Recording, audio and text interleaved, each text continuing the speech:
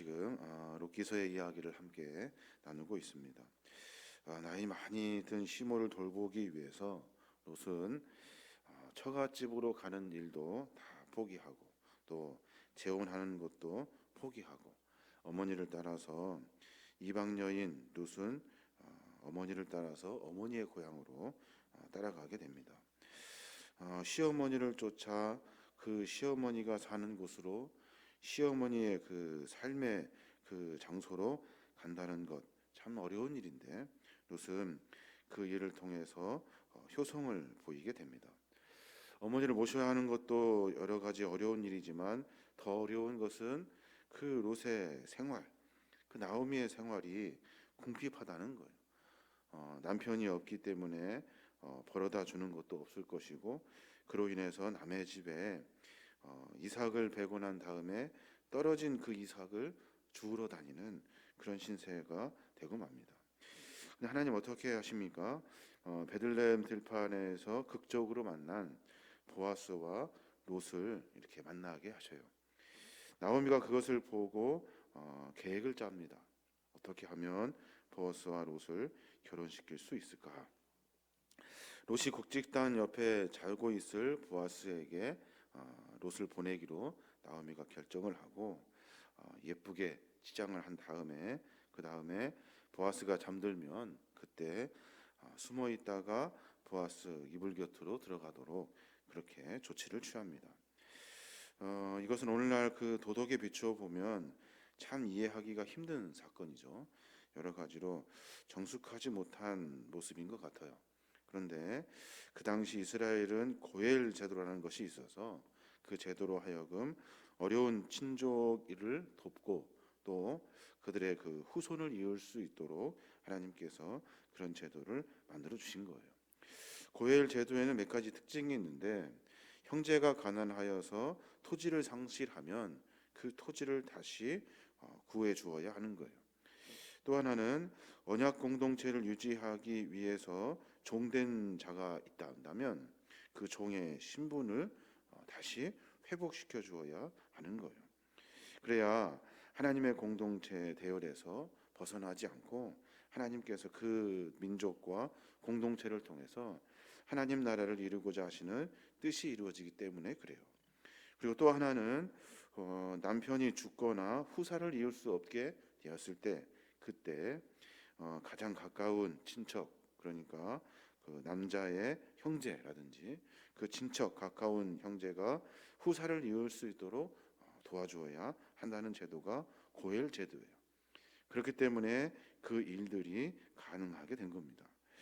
보아스는 엘리멜렉의 그 친족이고 엘리멜렉의 기업을 이룰 후사를 낳을 수 있도록 그 롯과 함께 만나야 한다는 것이 나오미 시어머니의 생각인 거예요. 하나님께서는 그 일을 하나씩 진행하는데 여기서 신학의 깊은 어떤 판단과 결정을 할 때 중요한 요소가 작용하게 됩니다. 두 가지가 있는데 하나는 순종하는 모습이에요. 순종하는 모습. 하나님은 우리의 삶 가운데 여러 일들을 이루어 가셔요. 또 우리는 그 일과 상황 가운데 우리의 판단과 우리의 선택 그리고 우리가 순종하는 것을 보시고 하나님이 그 뜻을 이루어 가셔요. 오늘 5절에 보면 롯이 뭐라고 이야기하냐면 그렇게 말해요. 5절에 롯이 시어머니에게 이르되 어머니의 말씀대로 내가 다 행하리이다 하니라 라고 말해요. 무엇을 요구했습니까? 시어머니가 너는 보아스 곁으로 들어가기 위해서 목욕을 하고 기름을 바르고 의복을 입고 타작마당에 숨어 있다가 사람이 먹고 마시고 다 하고 난 다음에 보아스가 잠들면 그때 살짝 그의 처소에 들어가서 이불 곁으로 들어가라는 거예요. 생각해 보건대 참으로 어려운 일이에요. 그리고 잘못되면 여러 오해를 받을 수 있는 그런 순간입니다. 근데 롯은 그 이야기를 듣고 바로 네 어머니 내가 그렇게 하겠습니다 라고 말합니다. 삶의 여정과 방법 가운데 사람은 이성적인 판단 그리고 내 경험들을 통해서 삶의 일을 만들어 갑니다. 근데 하나님은 그렇게 일하시지 않으셔요. 내 생각, 내 판단, 내가 경험하는 것 가지고 일하지 아니하시고 하나님은 명령하시고 우리가 순종함으로 통해서 그 일을 이루어 가셔요. 하나님이 갑자기 아브라함에게 나타나셔서 이삭하라 라고 명령하셨어요. 아무리 생각해도 이삭할 일이 아니에요. 그 땅을 떠날 일이 아니라고요. 정착도 다 됐고 형제들도 있고 여러 것들로 많은 오랫동안 그 자리에서 참 많은 것을 준비해 놨는데, 그런데 하나님이 그 자리를 떠나라고 명령하셔요. 이성적인 판단으로 할 수 없는 일이지만 하나님의 섭리 안에서는 순종을 통해서 일을 만들어 가시는 거예요. 시어머니의 명령이기는 했지만 남자가 자고 있는 그 방에 살짝 들어가서 그 남자를 유혹해야 하는 일이라고.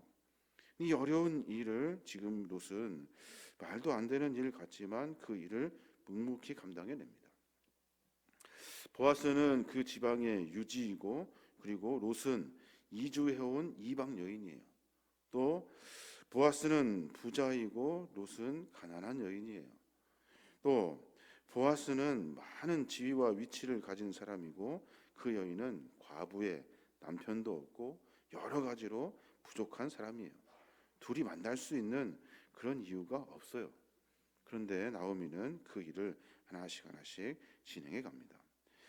나오미의 말에 순종한 롯, 그 롯을 통해서 하나님은 말씀에 이의를 제기하지 않고 순종하는 그의 삶을 통해서 하나님이 축복을 준비해 주신 거예요.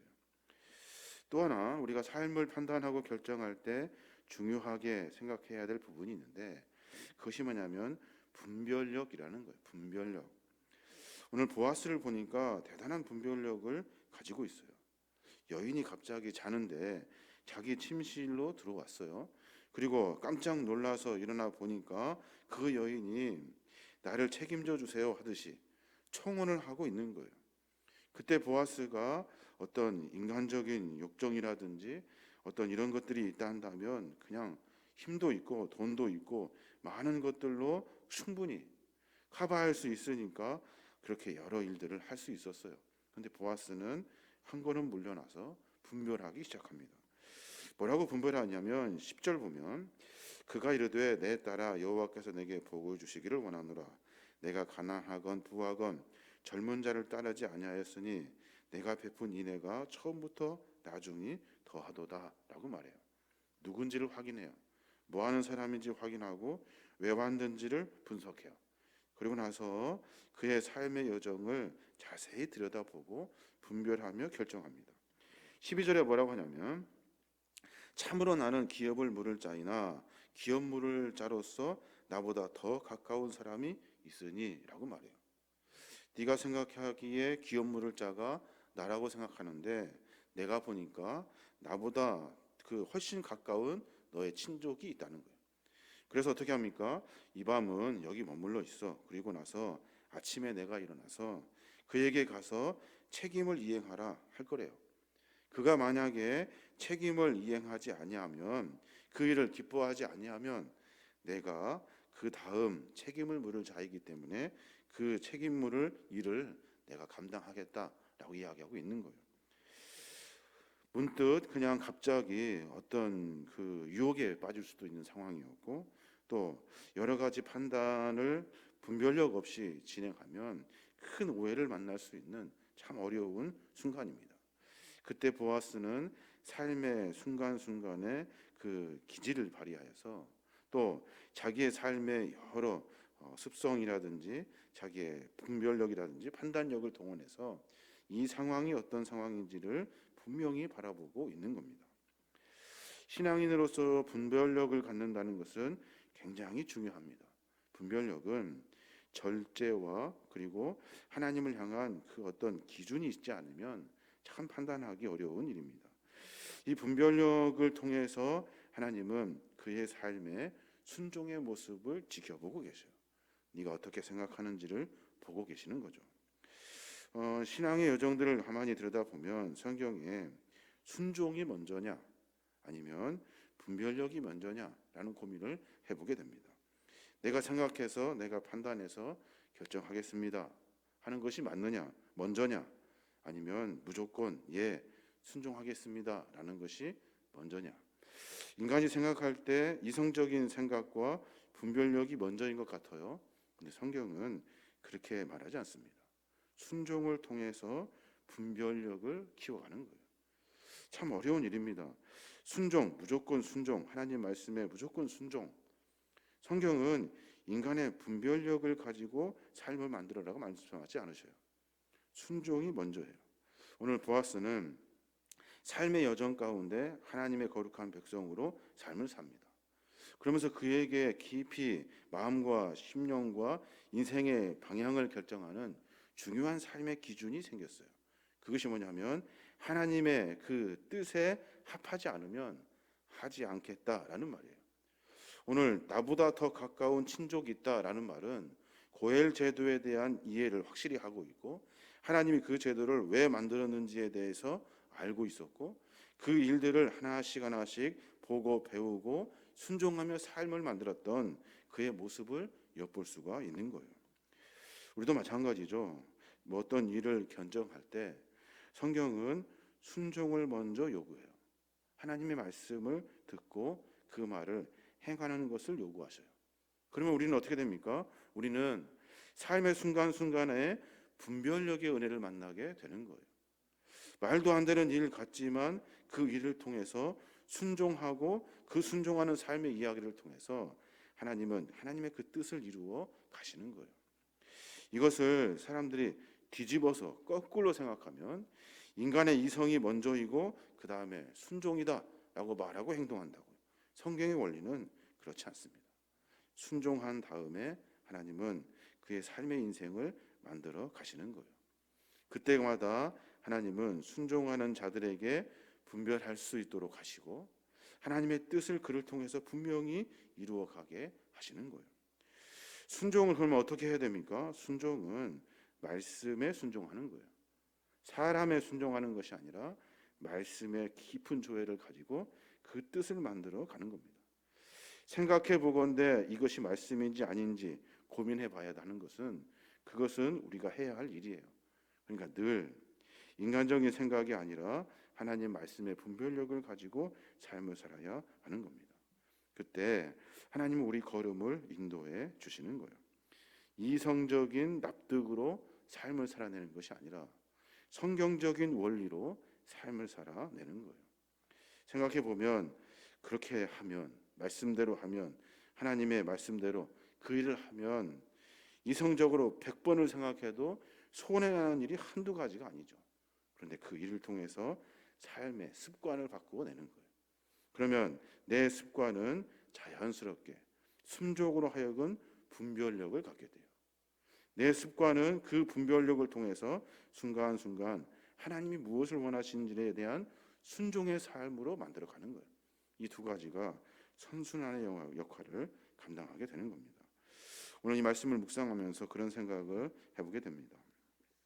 우리의 삶의 여정 가운데 우리는 늘 생각이 많아가지고 내가 할 수 있는 것이 많고 경험이 많아서 우리가 선뜻선뜻 하는 일들이 하나님의 뜻이 아니라 내 생각과 방법으로 내 인간적인 것이 앞설 때가 참 많습니다.